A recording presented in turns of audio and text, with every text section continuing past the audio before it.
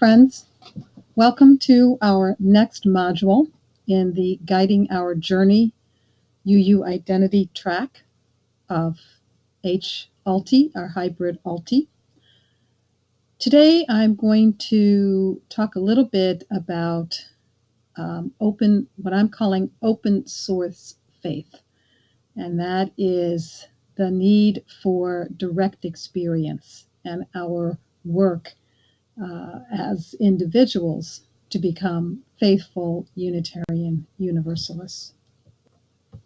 So, welcome. It's good to be with you again.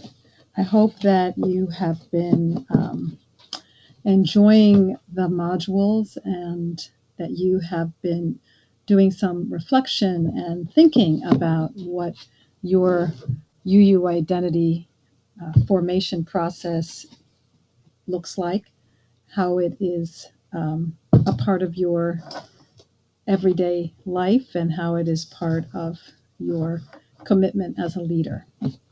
So I'm glad to be back with you. I just want to gather us together with the words of one of our forebears, one of our transcendentalist forebears, Ralph Waldo Emerson. And this is in our grave 56. These roses under my window make no reference to former roses or to better ones. They are for what they are. They exist with God today. There is no time to them. There is simply the rose. It is perfect in every moment of its existence. Before a leaf bud has burst, its whole life acts. In the full-blown flower, there is no more. In the leafless root, there is no less. Nature is, and it satisfies nature in all moments alike. But we postpone or remember. We do not live in the present, but with the reverted eye lament the past, or, heedless of the riches that surround us, stand on tiptoe to foresee the future. We cannot be happy or strong until we too live with nature in the present, above time.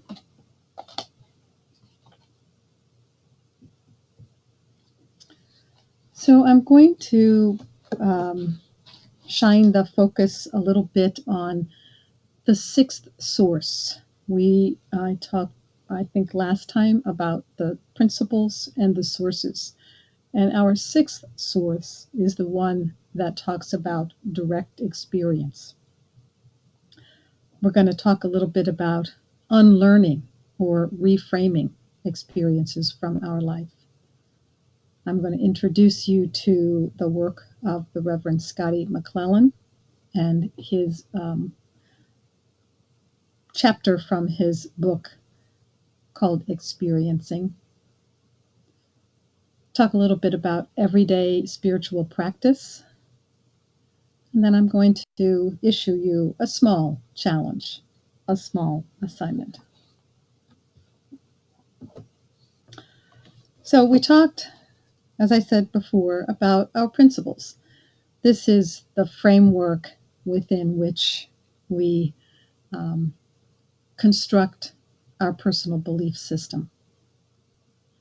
These are the principles, the ethical framework on which we can all agree. And in addition to those 7 principles are a set of sources.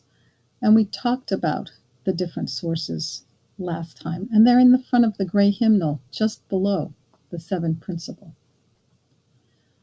The living tradition, which we share, draws from many sources. Direct experience of that transcending mystery and wonder, affirmed in all cultures, which moves us to a renewal of the spirit and an openness to the forces which create and uphold life. So this is our 6th source. The sources are this particular source is the one in which we claim our own life experience as a primary source of authority in our faith. And this is important. This is important to who we are, and it comes in part. It comes from our history as a people who evolved out of the radical Reformation.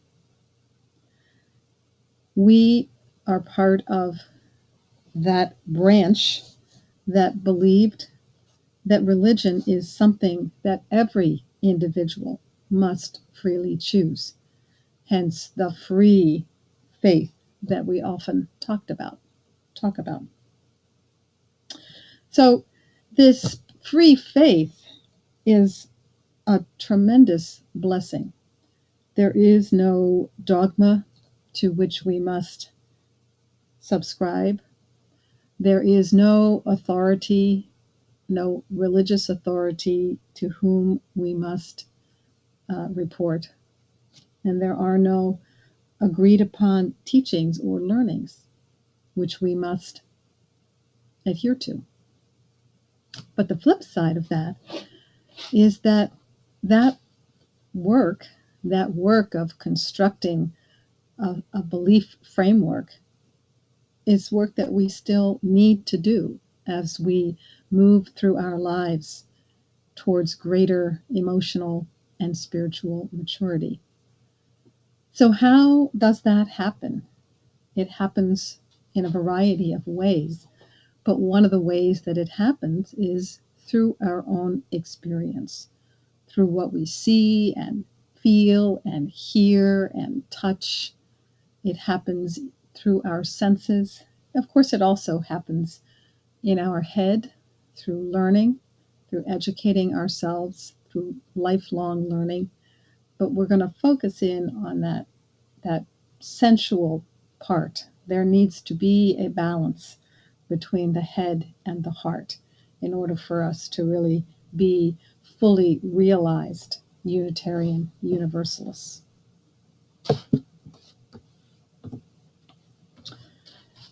So I mentioned unlearning, and unlearning is a term that you'll see out there in the world.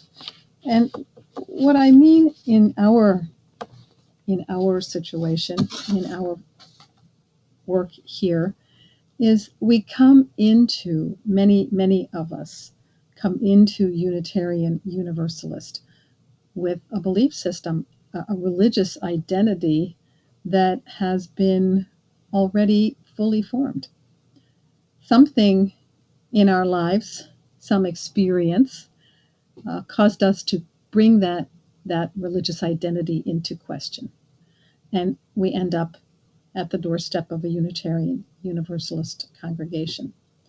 So before we begin constructing that religious identity of a faithful UU, or sometimes in parallel, there are things that we must unlearn or let go of.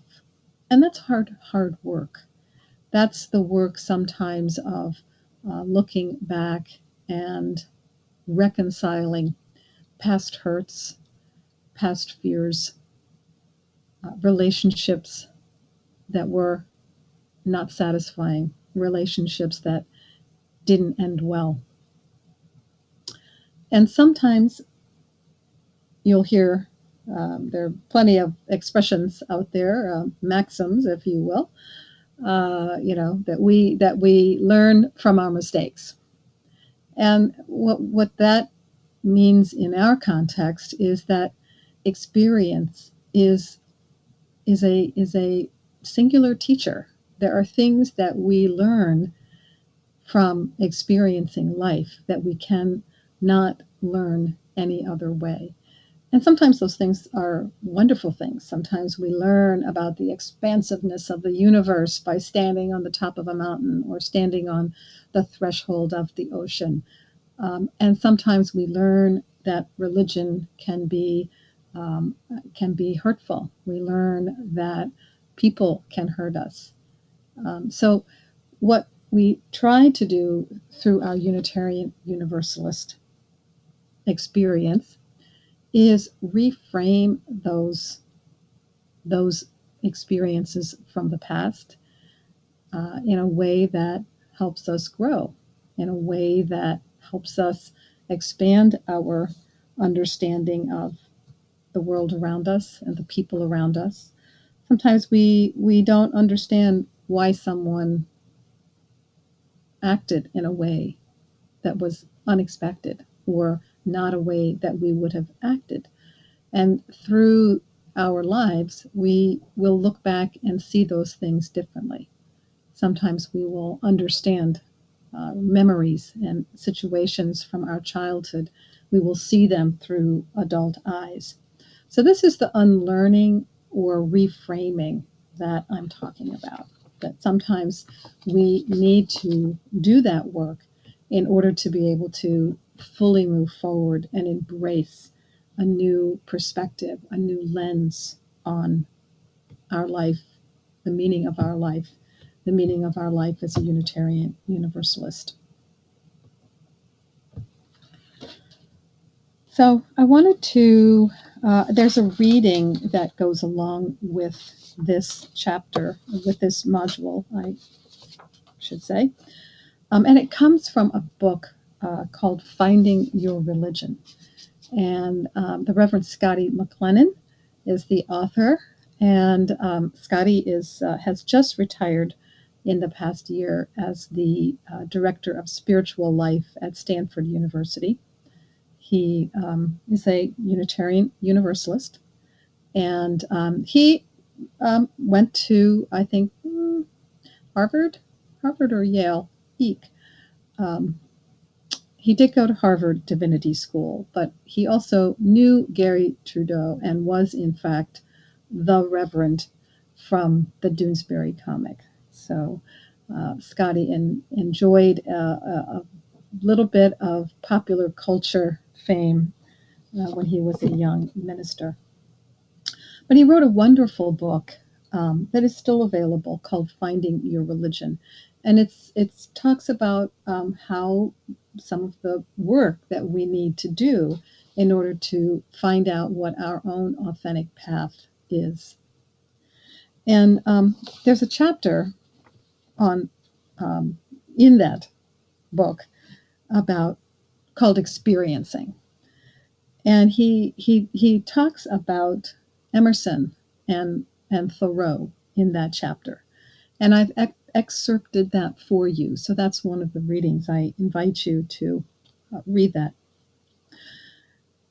And Scotty says, to find one's religion, it's not enough just to open one's mind and think deeply. Each of us must also open all of our senses and experience the world. Religion grows from the heart as much as from the head, and it cries out to fuse the body and mind. Faith, as a divinity school professor of mine used to insist, is an orientation of the whole personality, a total response. It's not just belief, the holding of certain ideas, which is a function of the mind alone. Beliefs can be expressed in propositional form to which the adjectives true or false may be attached. Faith, by contrast, is the exact opposite of nihilism and despair. It may or may not include beliefs, but it is much larger. It is the ability to experience the universe as meaningful. Having faith means that our lives hold together and make sense at a deep level, rather than seeming ultimately awry, askew, or absurd. Therefore, your religion is something you not only think about, but also dance, sing, eat, paint, and sculpt. To find your religion, you must engage all of your senses. You should feel as well as explain it, hear it as well as see it, taste it as well as smell it. So those are pretty powerful words from Scott McLennan about this need to be experiencing the world around us. it invites a perspective of our religious identity that's holistic, that it's something that includes not just our minds and our intellectual development, but it also includes how we interact with the space and with the living things around us, both animate and inanimate, and animal and human and plant. There's a lot of inspiration in that for me. So Scotty in this chapter also spends some time talking about two of our Unitarian Universalist forebears. On the left is Ralph Waldo Emerson, and on the right is Henry David Thoreau. I suspect that if you have been around Unitarian Universalist circles for very long, you'll recognize both of those names.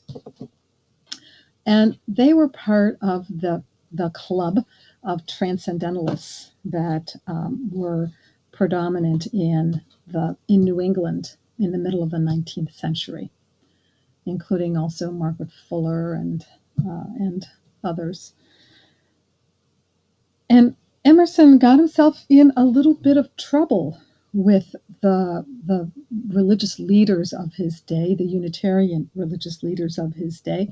He had a very famous sermon or talk which is called the Divinity School Address, in which he talks about this idea that we must experience the world. He says, here we are in the middle of summer, and there is so much around us to take in. There are beautiful fragrances, there is the beautiful color, there is the movement and the warmth and the feeling of summer.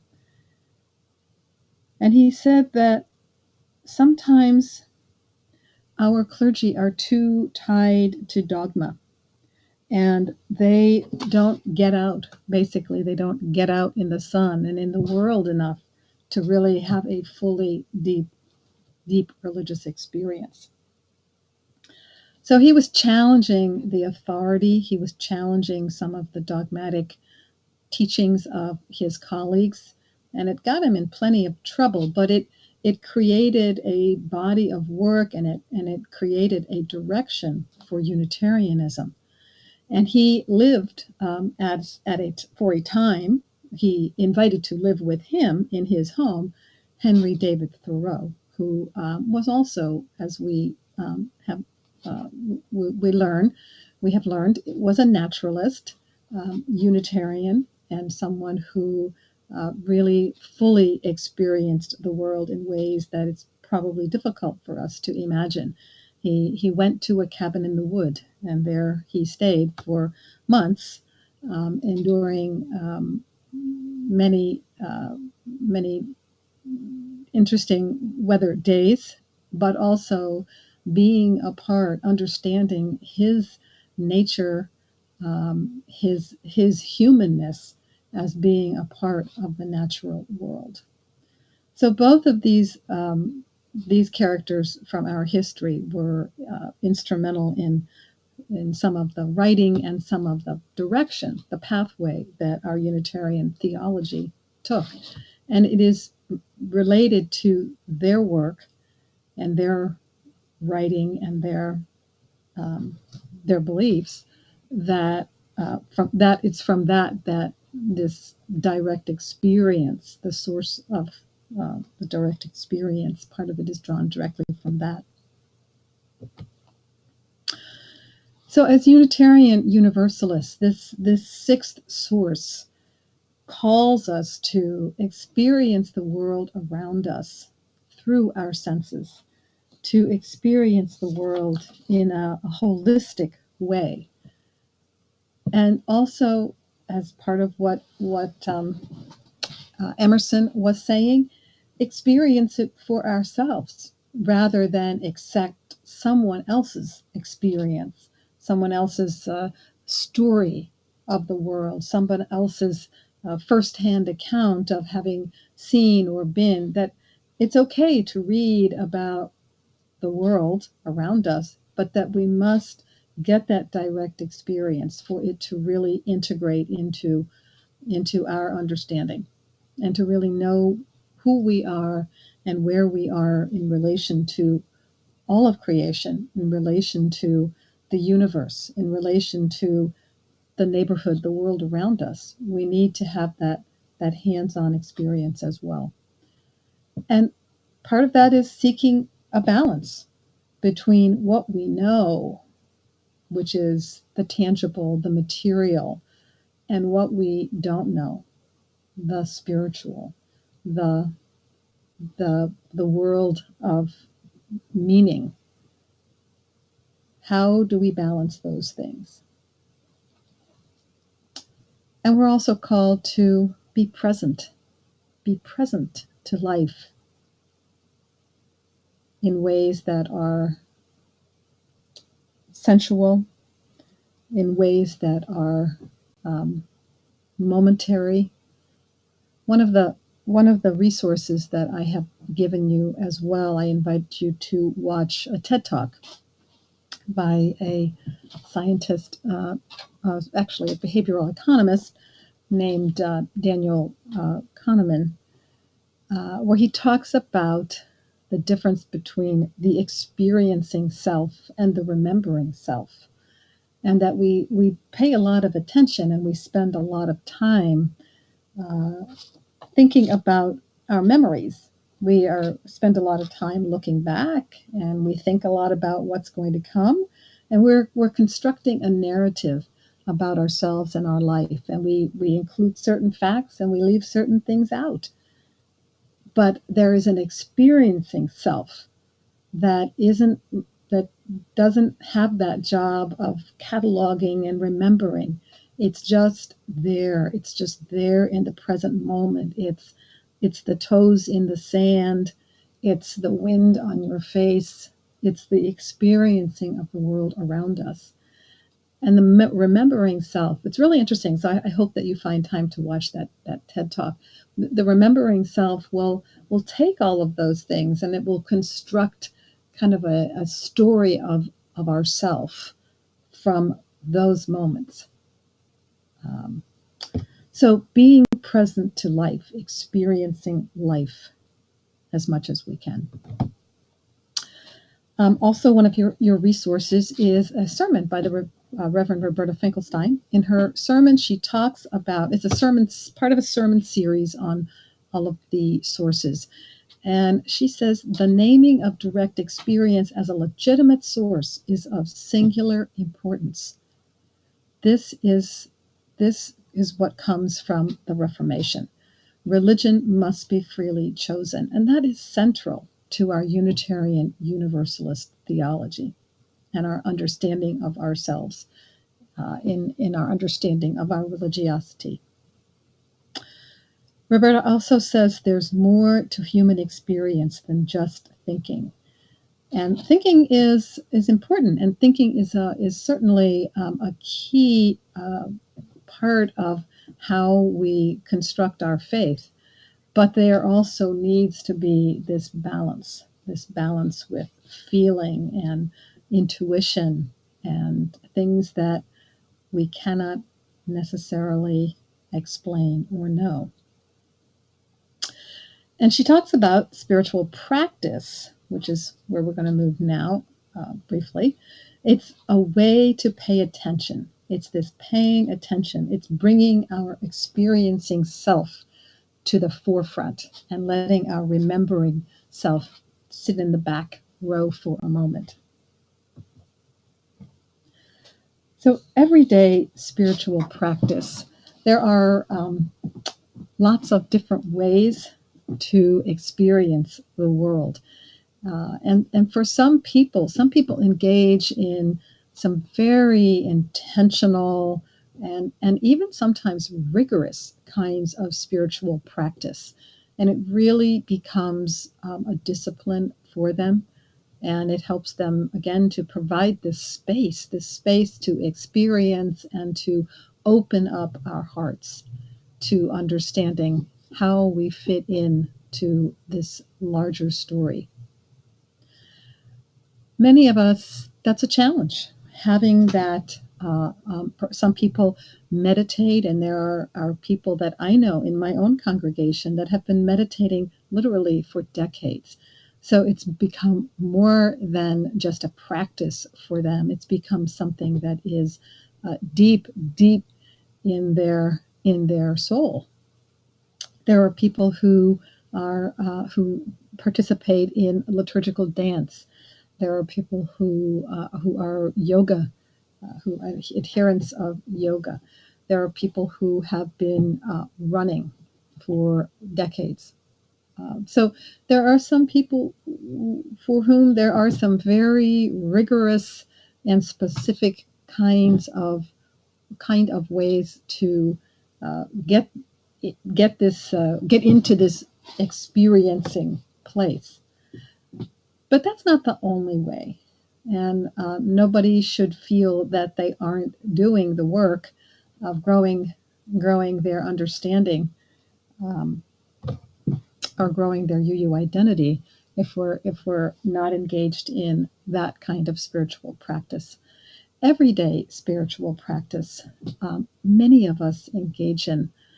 For some people, it's simply doing the everyday things, the rituals of every day, sitting at the table, having that first cup of tea or coffee in the morning, or washing the dishes in the evening.